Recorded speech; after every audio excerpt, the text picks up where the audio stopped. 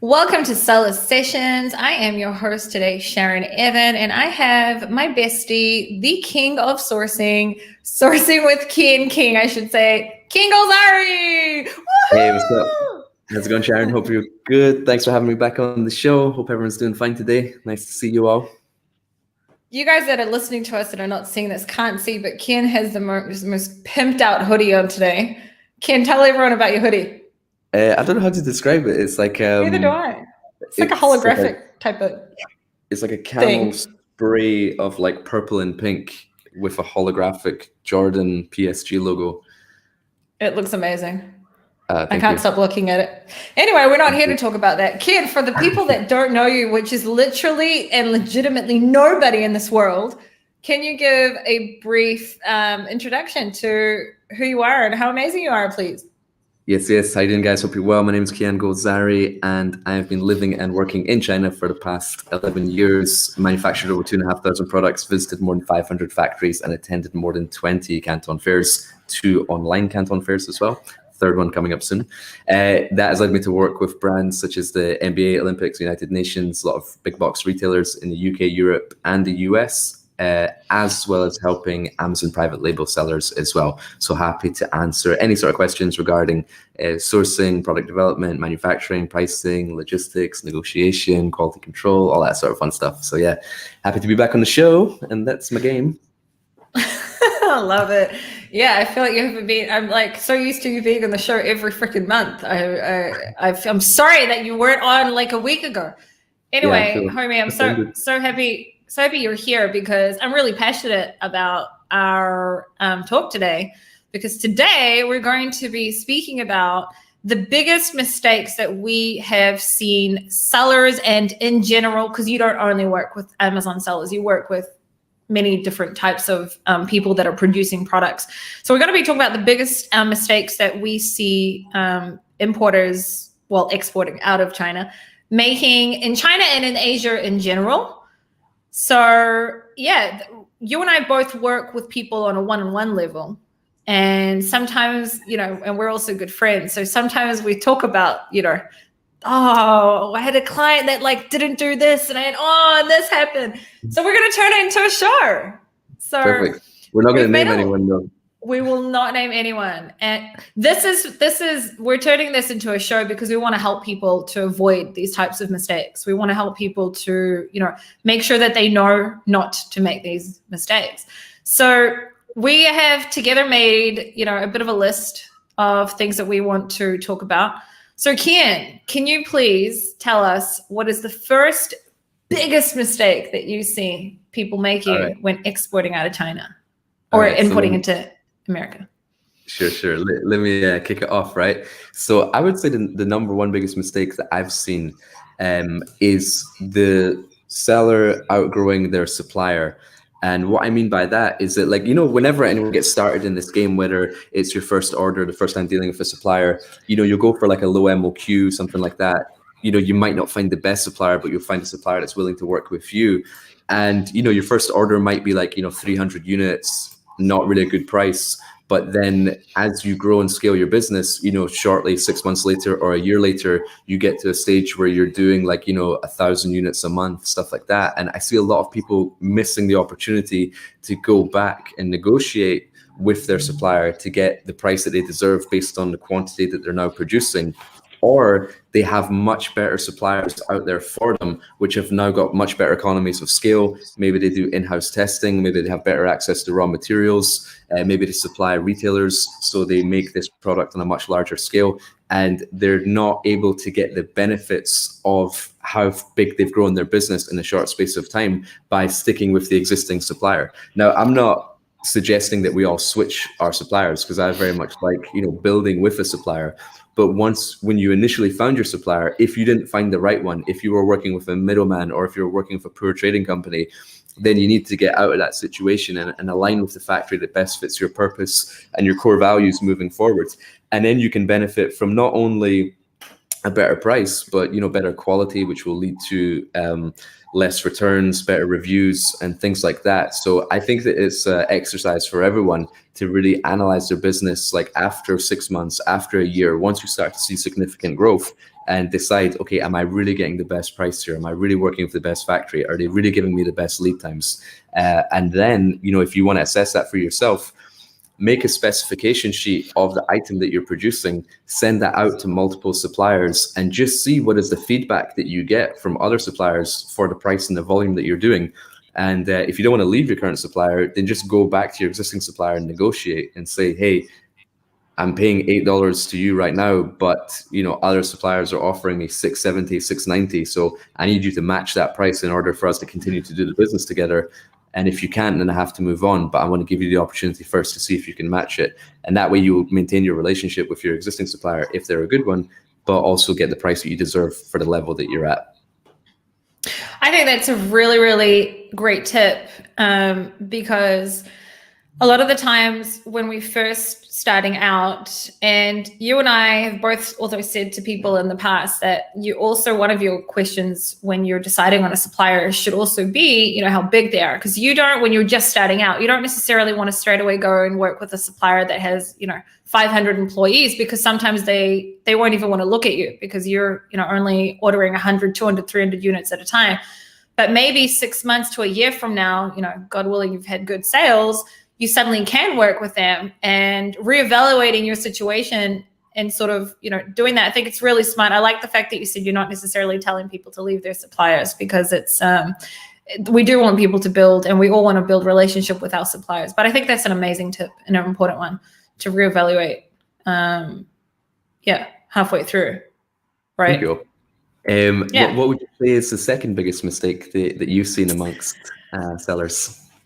So my biggest mistake that I've seen, and I'm really passionate about this, and how passionate I am about this subject, is that hold on, you can hear an echo from when I speak? When I was speaking, I heard a little bit of an echo. I could hear myself with like a 1 second delay. I wasn't sure if it was coming from my mic or if it was in the background there. I'll send Danny a message and ask if he can hear it too. Thank you for that. My biggest mistake when I am working with people is that I see that people don't get inspections done. So, there's a lot of different types of inspections that people, have, which could be a factory audit, but I'm specifically talking about a pre-shipment inspection. So a lot of the times people will have, a seller will build a really good relationship with their supplier, and then they're about to go out of stock. And they're like, oh, I just don't have time. I know the supplier. I've never had a problem before. And I'm speed to market right now is really important.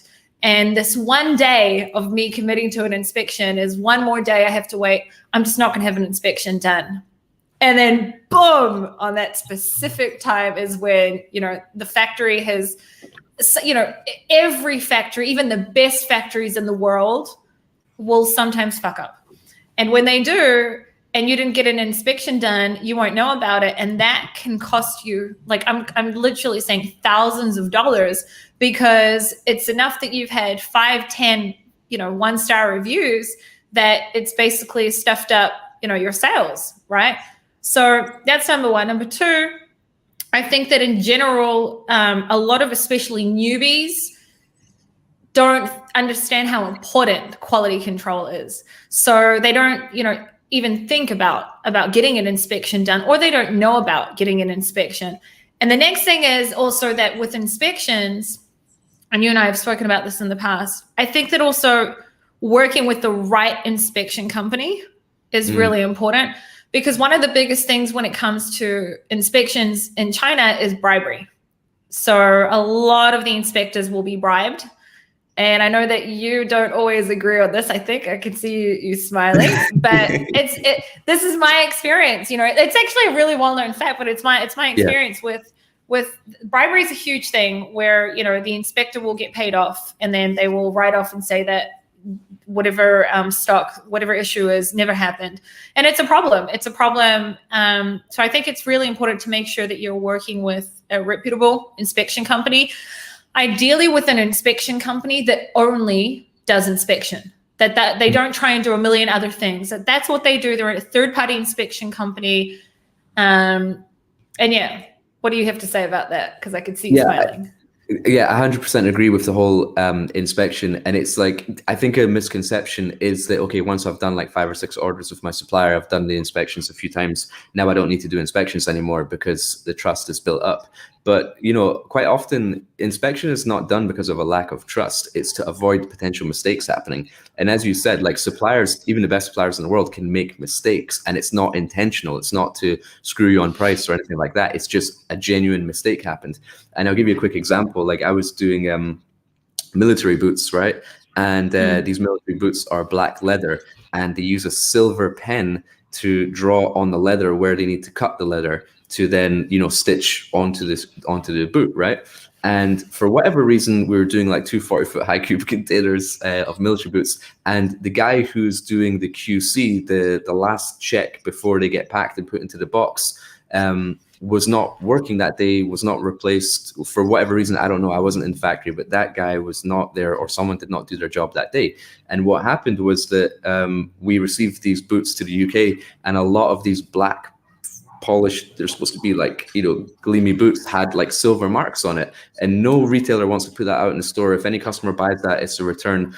And for what, a pre-shipment inspection that costs $200 for 2 high cube containers of a $50 boot could have been saved because someone would have noticed that in the inspection, and we would have said, no, before you ship this, these all need to be wiped off. And then what ended up happening is that every box had to be opened in the UK. We had to employ someone to polish, get rid of these marks. Imagine the labor cost in the UK compared to China. That could have been easily solved in China. And that wasn't a deliberate mistake by the supplier. It was a genuine mistake that went unnoticed, but an inspection would have picked that up and it would have saved thousands of dollars. So for that reason, we should always be doing inspections. And as you said, with a reputable company as well.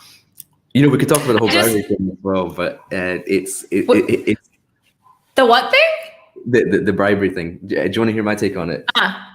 Yeah, and then after that, I just want to share a personal story that I have with inspections. So yeah, go for it. Sure. With the whole bribery thing, like I wouldn't read too much into it because it's part of the culture, right? And it's as the most important thing is that we get an accurate inspection report, whether there was a bribe or not, whether there was cash exchanged or not. You want that report to be accurate. If your inspection was a fail, you want the report to say it was a fail. If it was a pass, you want to know it was a pass, and for what reasons, right? But if they exchange cash for whatever reason, then that's just to do with them. And I've seen it before, and I was like, oh, this is not right. We shouldn't be doing this. We shouldn't be using this company. And then I noticed other companies doing it. And I was like, hey, like if that's what they want to do internally, that's between them. It's none of my business.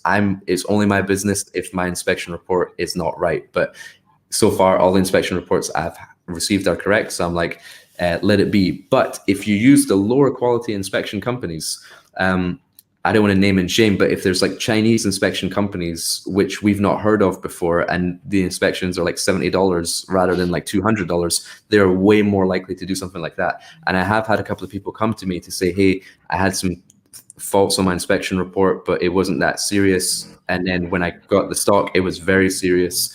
But you can't sue like an inspection company, which is not a global international company with offices, you know, in the US, Europe, wherever you may be. They just have a small office in China. Like, what are you going to do? Are you going to sue them in China for falsifying a report for $70? Like, impossible. So it's very important to work with global reputable companies. I agree. I have now 2 stories to tell. I'll make them very, very quick. The first story is I won't name the company I work with, but I've been working with the inspection company that I work with for a long time. And one of my clients was working with them. And, you know, I trust this company like as much as I can trust a company, right? Which, you know, I don't, it's very difficult to gain my trust. And the client had sent me a message that her inspection failed, right? Her inspection failed. And she had sent me a message that her supplier said that the inspector failed their, the inspection because of the fact that he was trying to bribe the supplier, and the supplier said no. So he said, then I'm going to fail you. So I asked her, what company did you work with? And she said the company that I had sent her with. And I said, look, there's no way. There's absolutely no way. I went back to the inspection company owner, which I know he's, I've met him in Israel. He's actually come here and I've met him. They're very, very reputable. And I said to him, look, this client is telling me, the supplier is telling them that your inspector was trying to bribe them. And that's why they have, failed it. And then they sent this much, like so many images of proof why they didn't. And I sent that back to my client and I said, here's the report. Go and try and get your supplier to say otherwise, right? She ended up not working with that supplier and the stock didn't go through. That specific batch didn't go through. But these types of things go on all the time, like the issue with the bribery. And had I not trusted and known the inspection company so well, I may have believed the supplier, so that's one story. The second story is my own, which I've shared in the past, which was I've been working with my suppliers for a really, really long time. And around, I think it was like 2.5 years ago, maybe less, maybe it was 2 years ago. The example I was giving was one of my own, although it's many, many people have done the same thing. I once really needed to get stock in really, really quick. Like I had Unicargo airship it into America. And I skipped on an inspection. It was the only time I'd ever skipped on an inspection with the supplier. Now, you know the story in a minute. You're like, oh, yeah, that's right. My supplier sent me a message and said, look, Sharon, I'm really sorry. I've checked the stock myself. I've used some of the products myself and they're defected. And I've already got the stock on the way, thousands of units on the way there. Now, to stop an Air Express shipment from arriving to the final destination is almost impossible. Very, very difficult to do. And I now know that I have thousands of units about to arrive into Amazon that are defected. Now, the thing about Amazon is you can't undo a shipment until Amazon has spread out all of your units amongst all of their warehouses. You can't recall the units. So it's not months, but it's weeks. It can be weeks until you get all the stock out. So I had to stop this shipment from arriving. Now, thank God I have such a good relationship with Rafael that he really helped me. And only one carton ended up making it to Amazon. But until it was all spread out amongst all of the warehouse. And then I had to recall all of that. Imagine if I didn't have, and by the way, that's really rare, that relationship I have with my supplier. You can test to this. Most suppliers, maybe our type of suppliers will, but most suppliers do not send you a message and say, hey, look, there's a problem, Mm-hmm. And it saved me. And that's when I learned to never in my life not get an inspection, no matter what. If it means one more day, then let it be one more day. So did you want to say anything about that before we move on? Or no, I just think it's very honorable of your supplier to let you know as well. So that's a sign of a very good supplier. I will never, ever forget that she did that. Catherine Lambert said, do you recommend inspecting every item every time or random picks? So you can answer, I can answer, whichever you decide. Yeah, I would say just leave it to the inspection company, because normally when you pay for an inspection, you're paying for they call it one man day, which is essentially one full day's work. And based on the quantity of your order, whether it's 500 units or 5,000 units, they will tell you how many units they can inspect in one day. And then it's up to you to decide, okay, is that enough? Because that one day, depending on the size of your order, might be 10% of the stock, it might be 25% of the stock, or it might be 3% of the stock. So you definitely don't need to check every single item, but it's very, very important that they select from random, which they do. So when they go in to do the inspection, they'll pick from box number 3, box number 13, box number 37. It's not just, hey, open one box, check the samples. Oh yeah, they're fine, close the box. All right, the shipment's good to go. It's completely random. And then if you get the test report back and you're happy with it and it's a pass, then cool. But if they say, oh, this failed on a minor level, maybe dust marks here, then you might say, okay, now I want you to go and re-inspect a larger quantity because I want to dig into this a little bit further. So you can take the first test report to decide what you want to do with the remaining stock if you're uncomfortable with anything you see in the report.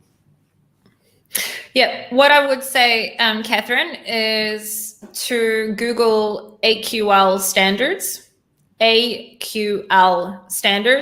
and then you can sort of get a good picture.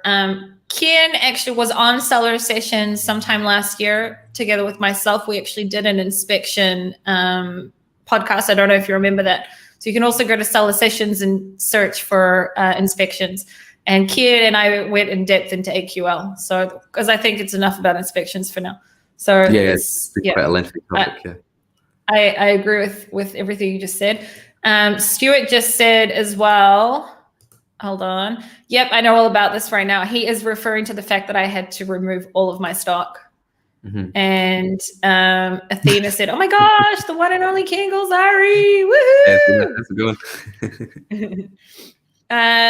Cool. So, Kian, do you want to tell us about the third biggest mistake that you and I see sellers making?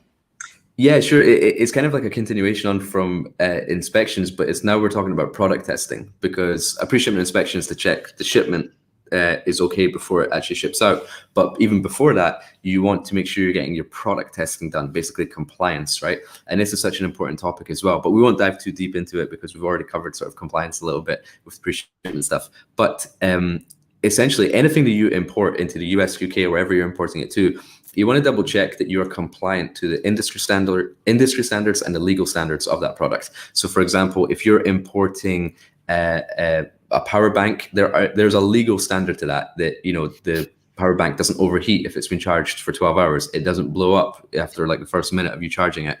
So there are legal tests that you have to do. So if you do not have that testing certificate, and remember, you always ask your manufacturer, like, hey, have you done this testing certificate? Can you show me it?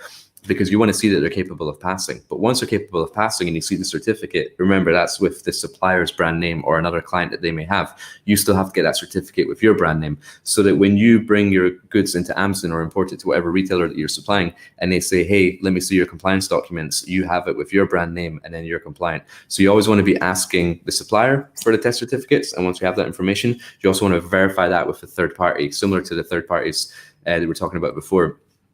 Intertech, SGS, these types of companies, you can say, hey, I'm importing these power banks from China to the US. Can you let me know what are my legal requirements I have to be compliant with in order to import these products? And they'll say, yeah, sure, you have to do CE 4972, and they'll list all the certificates, they'll list all the prices, and you're like, okay, cool, go for it. And then you get testing done. You can get the testing done in the US in your home market, or you can get it done in China as well. And then once you have that certificate, you can sleep at night knowing that your goods are safe. Also, it's not only just compliant with product, it's also compliant with the packaging, which is something that a lot of people forget about. Even like Europe, importing into Europe and importing into America, there's different standards of packaging as well. So that is a very important tip. And I'm sure that you have also seen a lot of people not, you know, like bring a product, be like, oh, I'm about to import it. And then, you know, they'll come to the freight forwarder and the freight forwarder will be like, okay, I just need, you know, the certificate so we can get past customs. And then they're past customs. And they're like, what? What are you talking about? You know, what certificate? So yeah, that's actually a huge mistake that a lot of people make, and an important one. Yeah. Should we move on to the next one? Sure. The next one. So the next one is not understanding payment terms. So each of us will probably put our 2 cents on this. So for me, the biggest mistake that I see people make in terms of payment terms is sometimes, this is mostly for newbies, and then you're probably going to add things as well. I've seen a lot of newbies that don't really understand when it comes to how to work with the suppliers. A supplier may be like, well, we need 100% upfront. And they're like, okay. And, you know, they'll go in and give them 100% upfront, leaving them absolutely no leverage. There are so many also scammy, you know, people out there that aren't actually suppliers, that they pretend to be, and they take that money and run away, especially if it's been through, you know, a wire transfer or whatever it may be on the first payment. Now, it doesn't mean that there can't sometimes be a time where a supplier will need. It's very rare that a supplier will need 100% upfront. Very, very rare. I have seen it happen in the past by suppliers who have been legit, and it's literally just because of the raw materials. But like very, very rare that I've seen that. In my experience, most of the payment terms are usually 30 upfront, 70 before shipment. Sometimes it can be 50 upfront and 50 before shipment. It really does depend. And yeah, that's one of the biggest mistakes that I see people doing, is that they will not know this, and they'll pay way too much upfront, leaving them literally with zero leverage if anything goes wrong. So can you tell us a little bit about your 2 cents on payment terms mistakes? Yeah, for sure.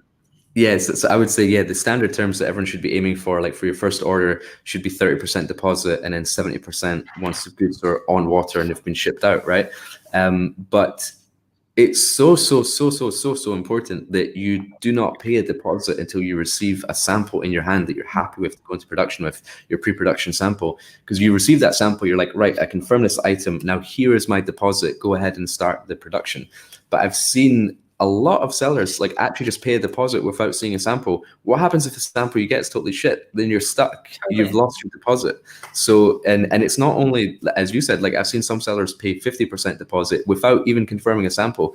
And to me, like that's just absolutely crazy. So it's really, really important, one, to confirm the sample, and then two, after that, pay your deposit. But you pay the 70% balance once you have proof that those goods are on water. Once it's been on a container and that container is sealed, the freight forwarder creates a bill of lading document and the supplier gets that. And once the supplier shows you a copy of the bill of lading document and says, here, your goods are on water, here's a copy of the documents, then you can pay the remaining balance. However, if you are shipping your balance by air, they have to receive the payment for you before it goes out, because once it's handed over to a courier, like a FedEx or a DHL or a UPS or someone like that, it doesn't matter like who owns that bill of lading document. It's just going to your door. So they're not going to release it to go by air unless they've had their balance. So you can pay the remaining 70% balance before it ships out if it's going by air. But if it's going by sea, wait for it to be on water before you pay for anything. Also, you only get to a situation where you've paid a supplier once you've vetted them, right? Mm-hmm. So I didn't say that earlier as well. Like, of course, you only put that 30% once. That's, you vetted them. You know, you've got the sample, but you've done all your other checkups. If you've needed to do a factory audit, you've done it. Like, the last thing you do is when you've gone through it, and also you've got the purchase order in place. All the terms are, you know, agreed upon up front, and only then you pay the 30%. So yeah, that's some great tips there. For sure. We have Niraver saying here, packaging regulations, what to write on the package and what is allowed. I don't know if that's a question or if that's a. I'll just say really quick, like for anyone who's sort of like unsure what to include on their packaging, right? Maybe you're doing a product that you've never done before, either in pets or baby or electronics or whatever, and you're like, I don't know what to put here. The best thing I would advise you to do is to go to a retail store and pick up a product that you want to import. So if it's an electronics product and you're in the US, go to Best Buy, find also that charger and read the back to see what compliance they're putting on their packaging.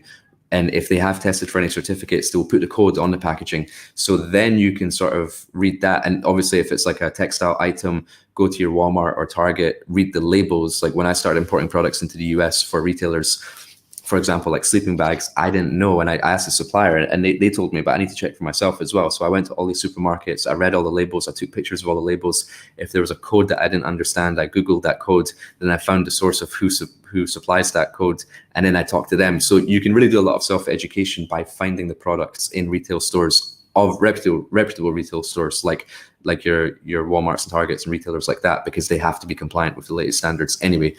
And then you can educate yourself a lot from what's printed on the packaging and the labels of the product. There are some things that's a great tip, by the way, Kian. Thank you. Because I know you so well. I know your tips already. I feel like I could be like you. I could already read your mind in advance. I will say that another good tip is there is a company that you and I both know of and that I've actually used recently called Compliance Gate. And you and I were speaking about this earlier. And I was using it for, trying to gather all the different things that I need for a product. And they actually give you heaps and heaps of resources for Australia, Europe, and America. because for many things, but also including packaging regulations. So I actually spent a couple of hours reading the packaging regulations for Europe, America, and Australia. The one thing they all had, obviously, was the country of origin, the manufacturer's or importer's details, and I've got it written down here. If it's for children's products, the production time and batch number. Sorry, the production date and batch number. I feel like I'm missing one more thing, but the thing is that Europe specifically had some more. Tell me in advance so I can smile. No, Europe specifically had some more, like, were the most strict with the packaging regulations. Like, they wanted more things on the packaging. So Compliance Gate is also a great place to get resources for where you can check. Otherwise, you got to go, searching all that. I know you know of them as well.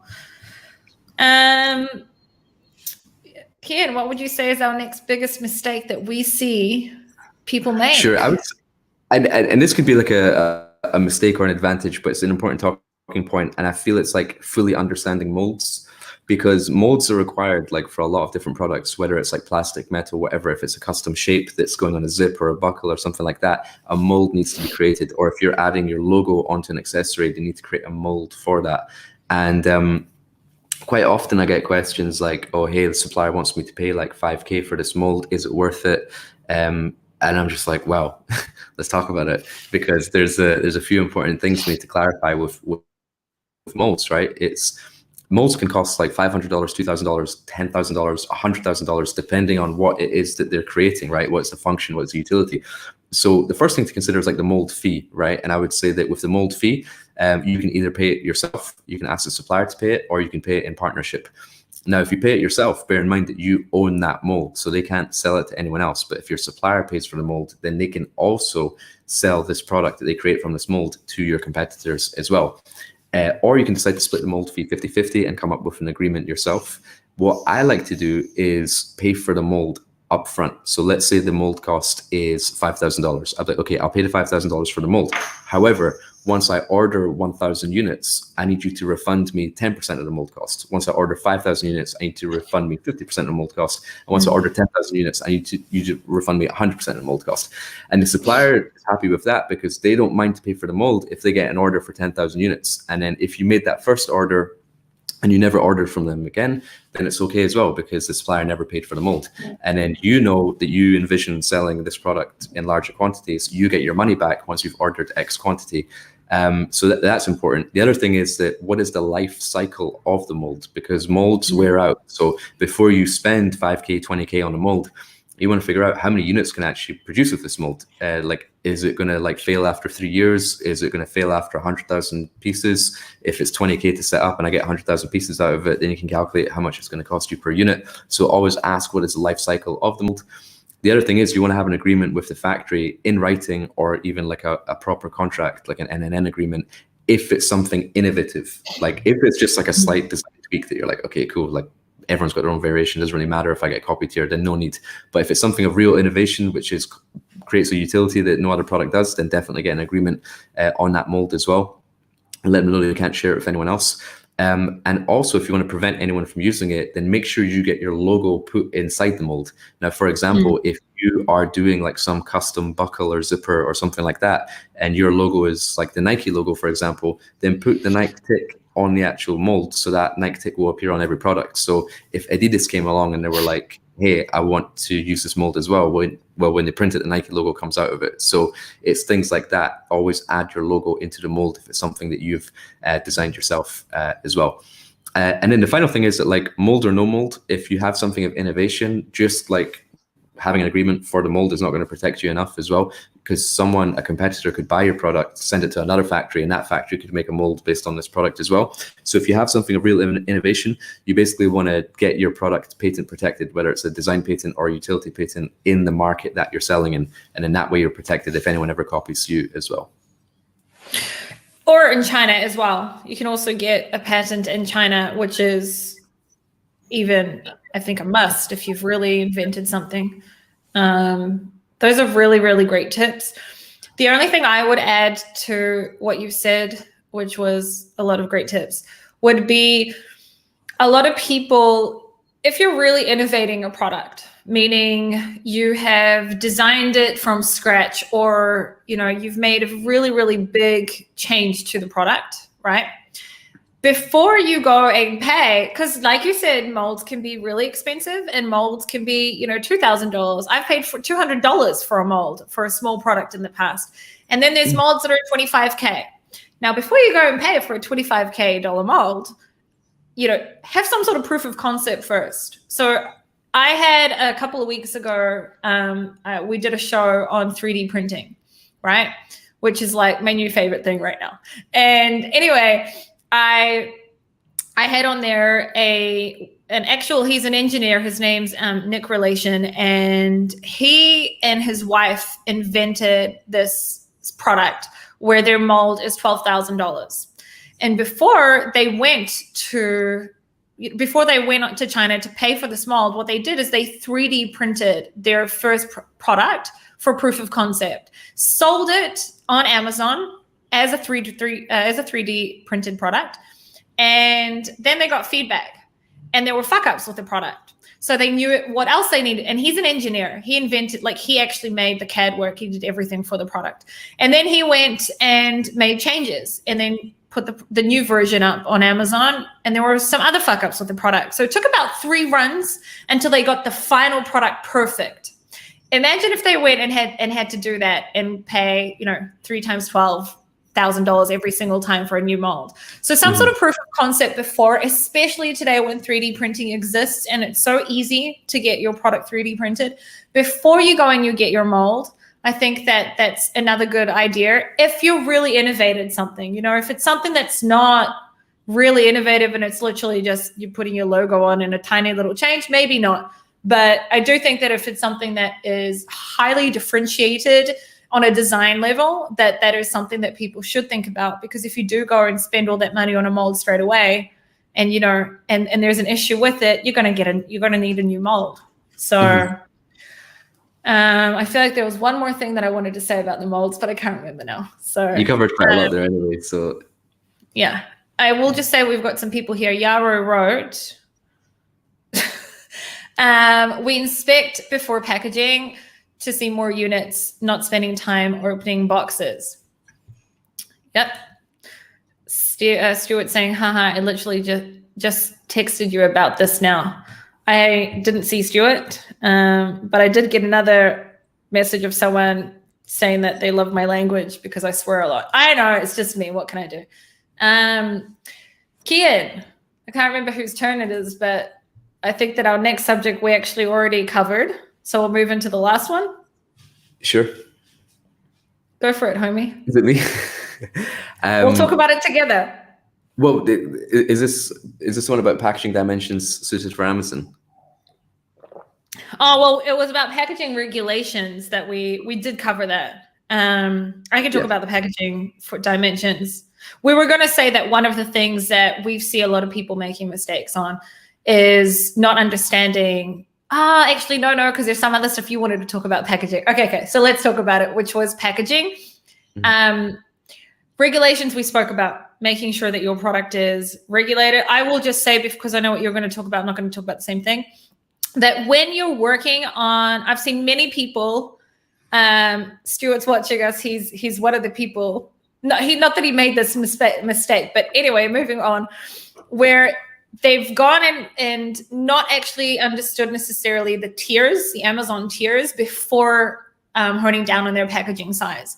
So, sometimes it's literally that 1 inch can be another $6 into your FBA fees. And that's a lot of money going down the drain. So when it comes to packaging, you want to be really, really sure that you understand on an Amazon level. Right now, I'm specifically talking about Amazon. On an Amazon level, you want to make sure that you understand the tiers, the FBA tiers, so that you understand how big your product actually is. And you will talk about the other side of the packaging. Yeah, I mean, I think what's super important is like as you start scaling this business, you kind of look at everything and you're like, okay, where can I save 1%? Where can I save here? Where can I save there?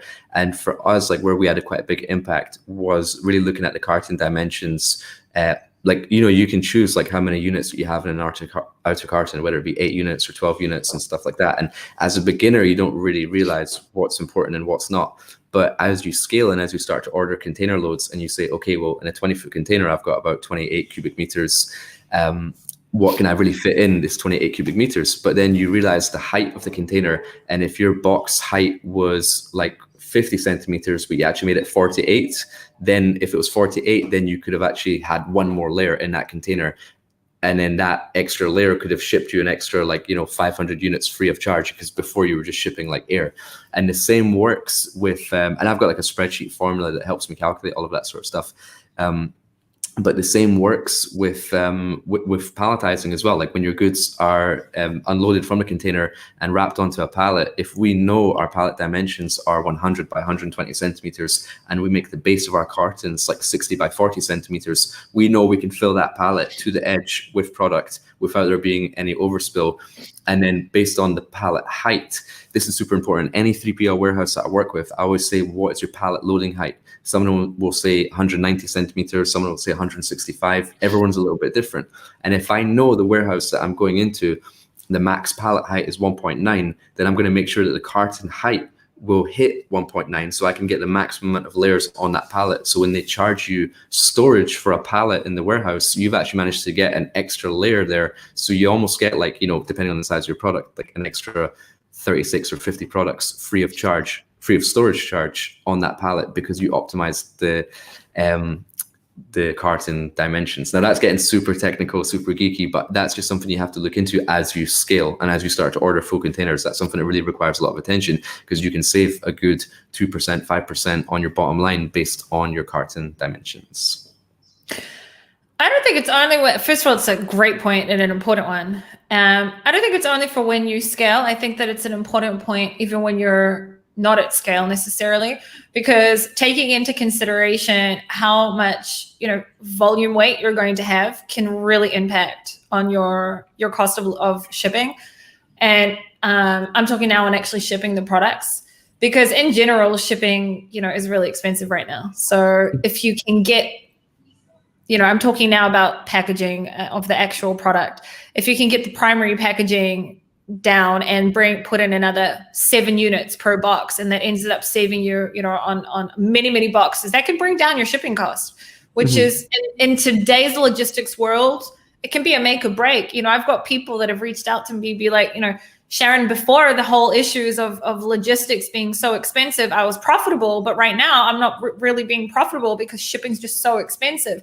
And it's those little things that people don't think about. And one other thing about what you said, which just came to my mind, even though I kind of said it, but I'm just going to give an example. Sometimes people's boxes are way too big for their products, right? And that's exactly what we're talking about. And therefore you've got more volume in there than what you need to have, where you could have more products inside a carton, and that'll save you money. But not only that, like just an example is for example, blankets. Right, a lot of people put like an insert on a blanket and they put it in an OPP bag, right? Sometimes just by having that shrink wrapped, it'll make it from being this big, right? And then you can fit another 15, 20 units inside of that carton, right? So things like that I think that like the dimensions and taking into consideration, you were talking about your carton sizes, and I'm more talking about like the primary packaging size. Can actually, I think from day one, save you a lot of money if you take that into consideration from the very beginning. So great tips. Now you can go on our last thing, and then we've got some questions here. Sure. I would say the last point really is just understanding your customs code, your HTS codes, because, you know, whether you're shipping FOB, if you're doing it FOB, then your freight forwarder is going to declare your goods through customs for you. But if you're shipping it DDP, then your supplier is going to do it for you. And I've seen a lot of people's goods get held up at customs because they've done DDP shipments, but the supplier has used the wrong code. They've used a code which is lesser to pay less duty, but it wasn't a code which was relevant to the product. So if you ever ship DDP, always ask the supplier to confirm with you what is the HTS code that you'll be using to import these goods through customs. And then you want to check that. If you just type in like HTS code into Google, it'll tell you the website, which is like hts.gov.us or something like that. And you can basically just type in the code, check it, and make sure it makes sense. But you can also be quite smart and clever with the HTS codes as well. Like, and again, I think this is probably something you should pay attention to, like as you start to scale and stuff like that. Like, I'll give you a quick example, right? So I'm doing backpacks into the UK market. Importing a backpack into the UK is 2.7% import duty. Now, importing into the US was 17% before Trump put up all these tariffs. Then it went from 17 to 25 to 42. So the exact same product coming into the UK and the US is 42% and 2.7%, 40%. Like, that's crazy to me, right? But as I started to look into the HTS code website, I'm like, what can I do with these bags to lower the code while staying compliant, of course? And one thing I noticed, that bags which have protection on the outer have 0% duty. And what I mean by protection is if you're a motorcyclist and you fall off your bike, you want your bag to have some sort of hard shell protection. So like carbon fiber is that hard shell protection. So if I can put just one small patch of carbon fiber to the outer of the bag, which will be a little bit more expensive, I can save 42% on import duty.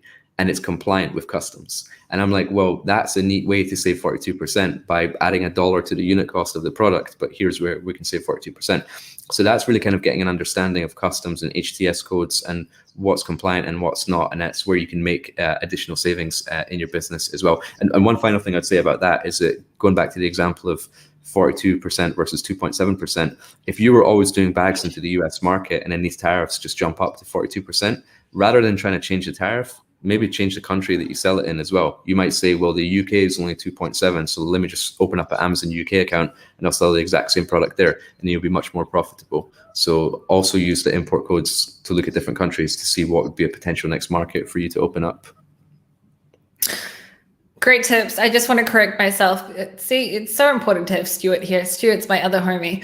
I didn't mean shrink wrapped. I meant vacuum wrapped. Shrink wrapped is when you put, for example, like Coca-Cola in like on a tray, and then they shrink wrap it. I meant vacuum packed earlier. Thank you, Stuart, for correcting me.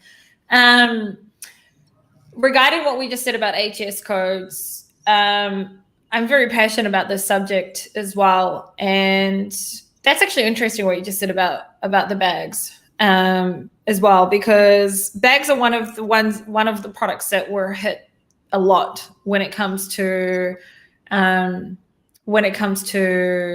tariffs. Not all bags. For bags specifically, as far as I know, it does depend on the zipper and many different things. So that's really interesting what you just said there. The one thing I will say in my experience with HS codes is that, I don't know if you're going to agree with me here, is that a lot of the times, actually I think you will, Chinese forwarders, most of the time, okay, it's mostly Chinese forwarders that do this. A lot of the time will play around with your HS code. And that's why they're giving you a really, really low shipping quote, because instead of declaring that you're selling a bag, which is, let's just say, and bags can get up to 48%. So let's just say you're on the 48% tier. They're saying that you sell a towel, which I don't know what the percentage on a towel was off the top of my head, but let's just pretend it's 2%. Right, 12. All right, 12%. There you go. Kian knows. So let's just say it's 12%, right? Or let's just say a product that's 2%, okay? So they're giving you a really, really good quote because they're lying about what you're actually selling.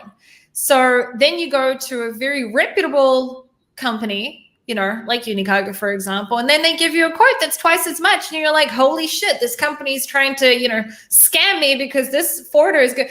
And they just don't understand that. We'll go back and have a look at, are they declaring the right product? And this can be a really big problem if your container, for example, was to actually be checked, right? Because sometimes they do random inspections. And if they open up and see that, you lied about what's actually inside, it's a really, really big problem. So when it comes to HS codes, apart from everything that you've said, which is really important to understand from day one, because a lot of people don't know to calculate into their profit margins tariffs, right? I think that it's also an important thing to make sure that I know that it can be very tempting to play around with an HS code in order to bring tariffs down, right? And unless you're working with a company that really knows what they're doing, I recommend people don't make too many changes. Like if you're selling a hat, don't say you're selling, a pen, like don't be dramatic. So that's my 2 cents. What do you have to say about that? You agree? And that's why we should ask the forwarder if they are shipping it themselves, if they are doing a DDP, what HTS code are you declaring at customs, just so that, and you never know what they'll actually use. But if it's important to remember that if you do DDP and the supplier ships it and the goods get held at customs, it's the supplier's name which is on the customs clearance, so it's up to them to get it out of customs, and there might be a fine involved for using the wrong code. But if they don't want to pay that fine, well, you didn't have to pay for it, but you also don't get your goods. So that's why it's important for you to have control over this process. And that's if that's the suppliers, but sometimes it could be a Chinese forwarder, and they may not give a shit about you, right? Your supplier usually will care about you, and they usually won't do that kind of stuff. But if it's just a random forwarder that got caught, right, you can kiss your stock goodbye. And sometimes it's hundreds of thousands of dollars. Well, I mean, not hundreds, because if you're working hundreds of thousands, you're probably working with a good, reputable forwarder, I hope, anyway. But it can be tens of thousands of dollars of stock, So, all right, we got some questions. This is a long one. I'm going to have to go up here so people can still see me. Okay. Wei Yi said, hey, guys, is there a big issue working with trading companies rather than manufacturers directly? I've approached a few suppliers on a product request, and many of them are unable to accommodate the custom design and packaging with the low MOQ. Either that, or they do not have the right materials for what I need. The only company who would answer to my request is a trading company with an address in Shanghai and the quote FOB in Qingdao. How do you pronounce that? Qingdao. Thank you. Qingdao have amazing beer, by the way. If you ever go to China, have Qingdao beer, or if you've seen a bar, go for it. It's so nice. When I go to China, it's only going to be wherever you are, and you'll take me to wherever I should go. All right. I'm going to organize a China tour quite soon.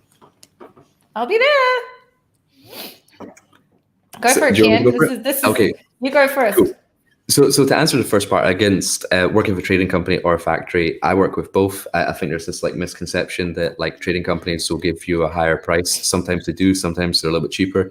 And really sometimes we have to work with trading companies because the factory doesn't have an export license, which is required to send the goods out of China.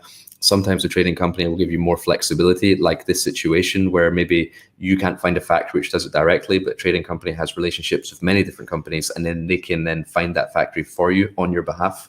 And remember, yes, trading companies have to make a margin, but that's not always from you. Sometimes they take a cut from the factory for bringing them the order as well. So sometimes they can actually give you the same price of what a factory gives you as well.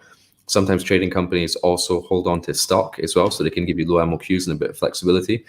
But ultimately, if you're working in large scale, large turnover, it's better to work with the factory directly. But I still do big volumes of trading companies as well, maybe because of the quality of service that you can get as well. So either or, every situation is different. But I feel like in this case, you probably just have to ask more suppliers. It's not, hey, let me find a factory over a trading company. It's let me just reach out to more sources to see who's able to accommodate your design.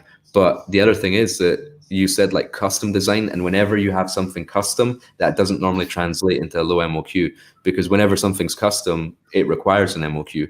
Because let's say, for example, if you're doing a textile product, like a backpack, for example, right, and you want to do it in just a normal standard black color, well, they have 600D polyester in black on fabric rolls in stock in their factory, because that's just a repeatable fabric that they use for multiple different products. But if you have this custom goldfish pattern that is only for your brand, well, they have to go and then print that. And the print roll is minimum 1,000 yards on 1.5 meters roll worth of fabric. So they'll calculate with the dimensions of your bag and this goldfish pattern and the minimum fabric roll that we have to purchase, we have to make 900 bags. So your MOQ is 900. So it depends how custom you are into what type of MOQ that you will get. But if you can be flexible on your design or on your pattern, you can just say to the manufacturer directly, what materials are you holding in stock, which I can get a low MOQ of. Then you might find that they'll have something similar to what you want, and then you get that lower MOQ. Great tips there. I agree 100% when it comes to there is a misconception about working with trading companies. The one thing that I just reread her question. Sometimes when you read the question yourself, you don't necessarily understand what you read out. So I just reread the question. The only thing that I will add to that is she did write here, the custom design and packaging with a low MOQ. Sometimes what is actually holding up you from being able to get a lower MOQ is actually the packaging. Most packaging companies, in my experience, usually have a very specific MOQ, which is usually around 1,000 units when you're doing it through a supplier. And sometimes it's just a matter of, you can get, let's just say an order of 500 units, but because the supplier they work with for the packaging has an MOQ of 1,000, they're therefore telling you that you've got an MOQ of 1,000, when really, if you were to pay for 1,000 packaging, like 1,000 of the packages, you could still get 500 of the units of whatever it is that you're making. I don't know if that makes sense. I hope I explained that properly. What I'm trying to say is sometimes it's the packaging that requires the higher MOQ. And then there's different ways around it. Either you can pay extra, or that you can actually buy the 1,000 MOQ, for example, and leave the 500 units with the company. That's another... And use it for your next order. Option. And use it, obviously, for your next order. There was something else I wanted to say, but I can't remember. But great tips. Great tips. Hold on, wait, before this guy, there's this guy. Rita said, hey guys, thanks for the talk. Any advice on insert cards? Or in other words, what do you advise to get reviews? I'll answer that. And I'll just let you guys know that we're starting to wrap up. So anyone that has questions, this is the time to start asking those questions. For insert cards, I specifically there's many different people that will give different advice here. I would recommend that you have a QR code on your insert that's going to take them somewhere for something. Now, this isn't 100% compliant with TOS, what I'm saying. So it's within, you make the decision if you're going to do it. So for example, let's just say I have a QR code that when they will scan the QR code, it will take them to a landing page, which I then grab their email and they get sent out content. So let's just say the first thing will be a ebook, and the second thing will be, for example, a blog that we've written about, how to use, for example, anti-aging products. And let's just say by the fourth time that we've sent them an email where they're saying, are you pleased with the product? And if you are, please go ahead and leave us a review. Now, this is not within TOS, so you got to think about whether you're going to do this or not. There are other methods for it. There's heaps of information online on insert cards and how to approach it. If you want to stay within TOS compliant, you cannot, on the same insert card, ask for a review while saying, first of all, you can't use the word positive review, but you cannot ask for a review while saying, if you're unhappy with the product, then please reach out to us, right? Because then you're saying, well, if you're unhappy with the product, reach out to us first before you go and leave a review. So yeah, I think that I answered some things there. What's the best way to get in touch with you, Kian? I've sent you a text on Messenger a month ago, but didn't receive a response. Can I answer this before you answer it, Kian? Sure. Okay, so something I want people to take into consideration is that we get messages, especially Kian, like 50 messages a day, right?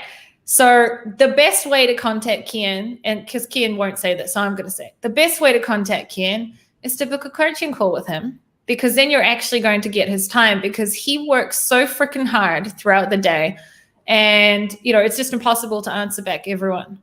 So now, Kian, how's the best way to contact you? Yeah, no, that's a good point. And that's actually something important to address as well, because sometimes, like anyone in this industry which speaks publicly can get overwhelmed with the amount of messages to receive, because we make ourselves so accessible on many different platforms, right? So on YouTube, you get so many different comments. Yeah, you leave your email address there. So many people reach out by email. on Facebook, on Instagram, on WhatsApp, on LinkedIn. And it's almost like message fatigue, that you get to a stage where you don't even want to look at any messages, because 100%. as soon as you look at the message, then you start thinking about how you have to answer it. And I know I can answer it. I can see a problem that someone's got with QC or something like that, but it's going to take me about 10 or 15 minutes to explain it. But I can't do that 30 times for every single person.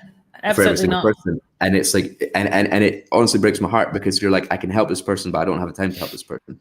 So that's why I made like one-on-one coaching available for someone who really, really wants help. You can book a coaching call, and then it goes directly into my calendar with a link, with a Zoom call, and then we could just go in and discuss it. So I will try to get back to you, like whenever I'm like able to. I go into my messages and I read and try and reply to as many as I can. I do about 10 a day. So I will try and get back to you, and apologies for that. Yeah. I think it's important just for people to also understand that we also get, because I go through the same thing. I have a rule, and I didn't used to have this rule, but it's to respect my time. If it takes me more than 5 minutes to answer you, book a call, right? That's sort of my rule. Andrew said, I'll be there tomorrow. He's talking about China. Andrew is a pilot, and he'll be in China tomorrow. In the cargo? Yeah. Stuart said, pay for 1,000 packages, use 500 now, 500 later. Yep, that's exactly what I was saying. I really hope that I didn't butcher the name, said thanks for the tips. And Ritter said thanks for the answer. And Be Your Own 20 said, hey, Sharon. All right. Kian, every time you come on, I'm just blown away by the amount of information, homie. Thank you for coming on. You're the best. Thanks for having me. I love coming on, and it's a great show to be a part of. I feel like I know the community really well, and hopefully we can all get together and meet in person one day as well. But thanks very much for having me. It's crazy because you and I are like really good friends. We've never actually met face to face. I know. It's so insane. Yeah. All right. If anyone wants to reach out to you, find you, watch your content, where can they find you? Sure, yeah. I put out regular videos on YouTube, so if you want to hear more about sourcing, I've got a YouTube channel called Sourcing with Kian. I also have a Facebook group by the same name, where, to kind of answer the last question as well, like if anyone's got a question, they can just post it in the Facebook group as well, and I can go in and answer it, and then everyone sees the reply as well. So Sourcing with Kian on Facebook as well. And I'm also on Instagram, where I'm quite social, Kian_JG. If you're on Instagram, say hello, drop a DM, say what's up, and yeah. It'll be a great way to connect. Awesome. And if anyone wants to get in touch with me, I also have a YouTube channel, Sharon Evan, and I also have a Facebook group, which is Amazon FBA Alphas. Thank you for coming on, Kian. Isabella will be back on Monday, and Danny will be back on Tuesday. So we'll see you all next week, and Kian, we'll have you back on as usual, like sometime really soon. Thanks, homie. Thank you very much. Take care, guys. Bye. All the best. See ya.